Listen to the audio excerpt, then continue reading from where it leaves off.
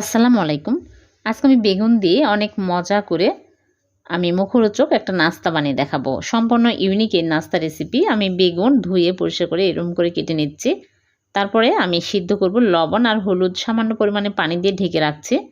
সিদ্ধ হয়ে গেলে চুলা থেকে নামিয়ে ঠান্ডা করে ম্যাশ করে নিব।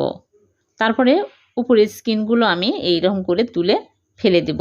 আর এখানে নিয়েছি টমেটো একটা কুচি করে, কাঁচামরিচ, পেঁয়াজ কুচি, ধনিয়া পাতা কুচি, লবণ, হলুদের গুঁড়া, মরিচের গুঁড়া, জিরা ধনিয়া গুঁড়া আর বেসন দিয়ে দিচ্ছি 3 চামচ, দিয়ে ভালো করে মাখিয়ে নেব। মাখানো হয়ে গেলে তেলে ভেজে নেব। আগে থেকে চুলায় তেল দিয়ে তেল হাই হিটে গরম করে চুলার আঁচ মিডিয়াম আঁচে করে এরকম করে পাকোড়া দিয়ে দিলাম, দিয়ে উল্টিয়ে পাল্টিয়ে মুচমুচে করে ভেজে নেব। হয়ে গেল ভীষণ টেস্টি মুচমুচে মুখরোচক বেগুনের পাকোড়া। ভালো লাগলে লাইক কমেন্ট শেয়ার করে দিবেন, পেজটিকে ফলো দিয়ে রাখবেন। আল্লাহ।